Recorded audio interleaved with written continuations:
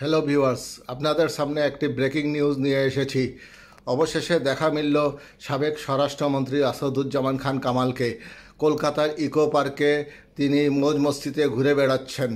অনেক দিনের জল্পনা কল্পনা ছিল যে আওয়ামী লীগ সরকারের পতনের পর আসাদুজ্জামান খান কামাল কোথায়। অবশেষে আজকে সেখানে বাংলাদেশি পর্যটক ঘুরতে যখন গিয়েছিল তখন দেখা গেছে যে আসাদুজ্জামান খান কামাল অপু উকিল এবং অসীম কুমার উকিল এবং হাজি সেলিমের এক ছেলের সঙ্গে বসে খুব মজমস্তি করছেন এবং দিব্যি আরামে আড্ডা দিচ্ছেন।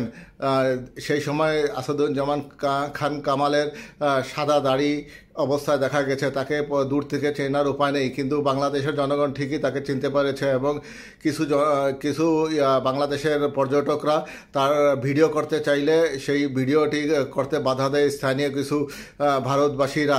অবশেষে আসাদুজ্জামান খান কামাল, অসীম কুমার উকিল, হাজি সেলিমের এক ছেলে এবং অপু উকিল যখন টের পায় তারা দ্রুত সেই স্থান ত্যাগ করে। এই বিষয়টি নিশ্চিত করেছে বাংলাদেশের একটি বেসরকারি চ্যানেল 24 এবং 21 টিভি। এই বিষয়ে অবস্থান পরিষ্কার হলো যে আওয়ামী লীগের বেশিরভাগ নেতাই এখন বর্তমানে কলকাতা অবস্থান করছেন এবং ভারত সরকার বাংলাদেশের বিরুদ্ধে অবস্থান নিয়ে বিগত আওয়ামী লীগের ফ্যাসিস্ট সরকারের দুর্নীতিবাজ নেতাদেরকে আশ্রয় প্রশ্রয় দিয়ে লালন পালন করে এক প্রকার বাংলাদেশের বিরুদ্ধে অবস্থান করছেন।